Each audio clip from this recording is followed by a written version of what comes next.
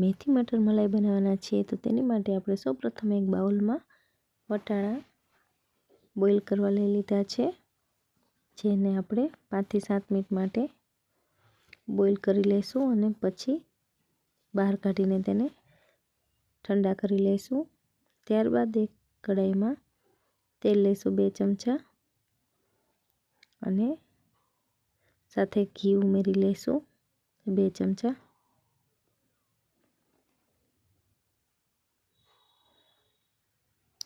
ગરમ થઈ જાય પછી આપણે તેમાં અડધી ચમચી જીરું ઉમેરી લઈશું, 2 તજના ટુકડા, 2 લવિંગ અને 1 નંગ સૂકું લાલ મરચું ઉમેરી લઈશું। તેમાં ઝીણી સમારેલી ડુંગળી જે 2 નંગ લીધી છે તે ઉમેરીને તેને સાંતળી લઈશું। લાઇટ બ્રાઉન થાય ત્યાં સુધી સાંતળીને પછી તેમાં આપણે 2 ચમચી લીલું લસણ ઉમેરશું। અહીંયા તમે સૂકું લસણ પણ લઈ શકો છો અને 2 ચમચી આદુ મરચાંની પેસ્ટ ઉમેરી લઈશું। તેને સાંતળી લેવાનું છે। સંતળાઈ જાય પછી આપણે તેમાં 3 ટમેટાની પ્યુરી ઉમેરી લઈશું।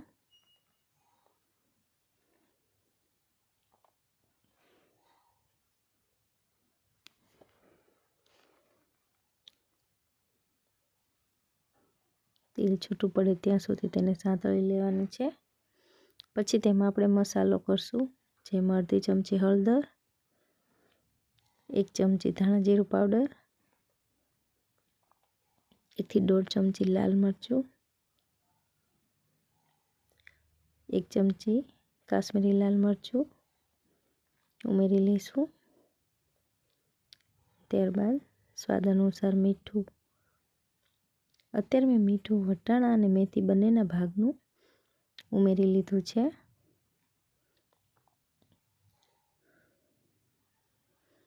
સરસ મિક્સ કરીને તેને થોડીવાર ચડવા દઈશું।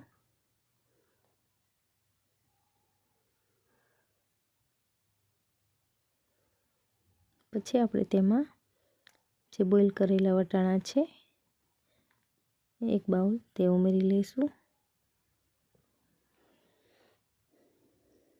થોડા કડક રાખેલા હોવાથી આપણે તેને ગ્રેવીમાં ચડવા દેવાના છે।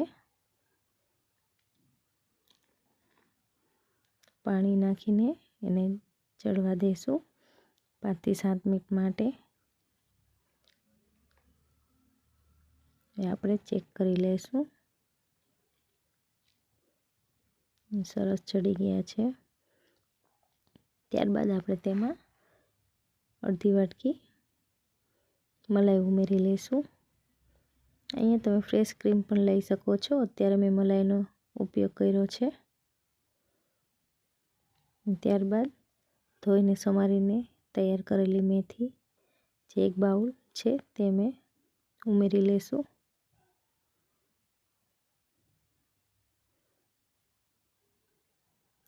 લીલી મેથી ખૂબ જ ગુણકારી હોવાથી અત્યારે તમે બાળકોને પણ ખવડાવો તો તેની માટે પણ ખૂબ જ સારી,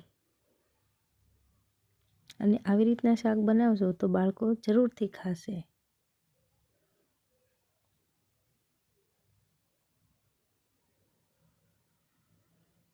ને આપણે મેથીને પણ ચડવા દેવાની છે, તો આપણે 5 થી 7 મિનિટ માટે તેને પણ રહેવા દઈશું અને ચેક કરી લઈશું।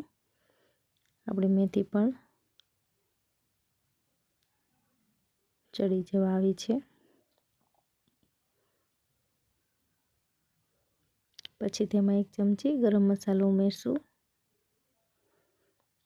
અને 2 ચમચી કસૂરી મેથી ઉમેરી લઈશું। હવે આપણું આ મેથી મટર મલાઈનું શાક તૈયાર થઈ જવા આવ્યું છે, જેને આપણે હવે થોડીવાર માટે ચડવા દેવાનું છે। તમને મારો આ વિડીયો પસંદ આવ્યો હોય તો મારી ચેનલને લાઈક, શેર અને સબસ્ક્રાઈબ જરૂરથી કરજો। તમે જોઈ શકો છો હવે ઘી અને તેલ પણ છૂટું પડી ગયું છે અને આપણી મેથી પણ સરસ રીતે ચડી ગઈ છે।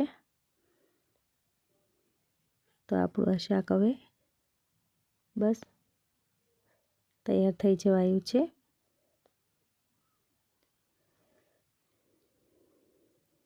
હવે ગેસ બંધ કરીને આપણે તેને